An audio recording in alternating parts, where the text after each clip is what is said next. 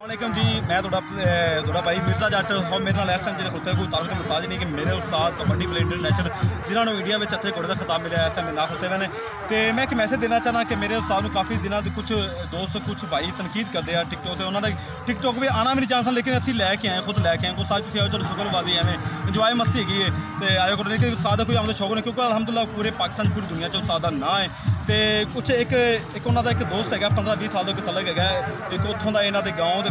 पिंड एक है रैशिक ख्वाजा सरा है, तो वो डांस करता है, लेकिन उस्ताद कदे जाते हैं उन्होंने एवं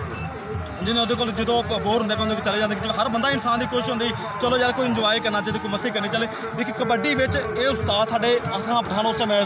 उस तो बाद जो निकल आने हर बच्चे नाल हर छोटे बड़े नाल सैल्फी बनाते आप खुद जाते हैं, बिल्कुल उन्होंने इन्हें प्रोटोकॉल देंगे अपने नाल हत्थां ते बिठाते हैं, इन्नी इज्जत करते हैं बेशक कि तुम कदे उन्होंने आ तो कदे उन्हें गाँव अख्तराबाद आ देख सकते हो, तुम उन्होंने आजमा सकते हो। लेकिन मेरा दोस्तों के हथ बंद गुजारिश है कि कदे भी किसी अगे बिना सोचे समझे अटैक नहीं कर, जिन्ना तक अखां वेखी हो काना सुनी हो फिर तुम अटैक कर सकते हो, लेकिन एवं अटैक ना की करो किसी के दिल आजारी। यही पाकिस्तान की शान है, यही पाकिस्तान के जो ना पूरी दुनिया तक बुलंद करने वाले खिलाड़ी ने, तो पूरा 6 महीने साल पूरी मेहनत करते हैं, मेहनत करने तो बाद एक ग्राउंडा में मैदाना चाहते हैं अपना जोहर दिखाते हैं, तो असी बिल्कुल ईजी जी हो तो एक मोबाइल से क्लिप करते देखते भी तो थले टिक करते बुरा कमेंट कर देंगे। कदे सोचा कि उन्होंने दिल में की जाता है की तासर जाता है कि लोगों का यार मेरे बारे बिहेव किना, अगर फायदा अपने महल्ले वाले आपको कुछ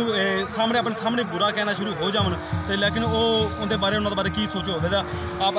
साढ़े कहने मेरे फरमाया अगर थोड़े एक दूसरे राज खोज दिते जावन तो तुम एक दूसरे नफरत कर लो, एक दूसरे मर्डर कर दो, एक दूसरे मार दो, तो इस तरीके अल्लाह ताला ने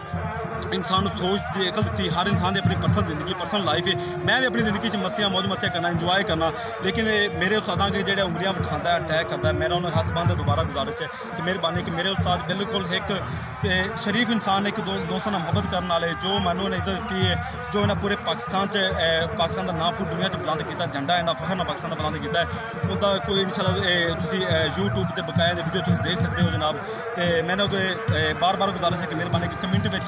मेरे उस्ताद के बारे अच्छी इजहार किया करो, अच्छी रहती करो, तो मेहरबानी गुजारिश है। और थोड़ा मिर्जा जट ज़्यादा चाहता है, अगर मेरे उस्ताद कोई नाज़रीन को पैगाम देना चाहते हो तो दे सकते हैं मेरे मिर्जा जट ऑफिशियल चैनल में। मेरा पैगाम ये है कि जो मेरी वीडियो आ जाए ना टिकटॉक पर, लेकिन हूँ मेरे को टाइम नहीं है, हूँ बिल्कुल मेरे मैं चल पे लगातार लॉकडाउन खुल गया, तो फिलहाल तो मेरा एक दोस्त है, मेरा पर्सनल मेरा रिश्ता होना मेरा भाई है। तो मैं एक मैसेज देना चाहना मैं ये पूरी आवाम को पूरे पाकिस्तान में पूरे जितने जितने मेरी आवाज़ आ रही है कि अल्लाह की मखलूक ना प्यार करो, तो इस तो बड़ी इबादत नहीं हैगी, क्योंकि मैं कबड्डी के अख्तर पठान जो मैं कच्छा उतार कर मैं ग्राउंड बाहर आ गया, वो मैं अख्तर पठान नहीं है, मैं आम इंसान आम जिंदगी बस कर रहा। तो कोशिश करो कि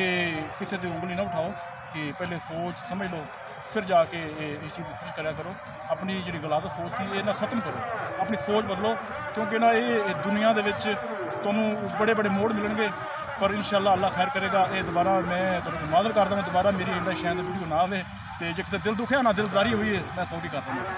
जी। मेरे उस्ताद तुम नाजरीन ने कुछ दोस्तों ने कुछ नाराज़ किया कि उन्हें कहा कि नैक्सट वीडियो नहीं आवेगी, लेकिन मैनू अपने उस्ताद से मैनू अपने सारे जिन्हें प्लेयरों से मैनू इतमाद है, उन्होंने यकीन है मैनू कि मेरे जो पाकिस्तान की शान है कदे भी ऐसा कुछ काम नहीं करते जिस पाकिस्तान की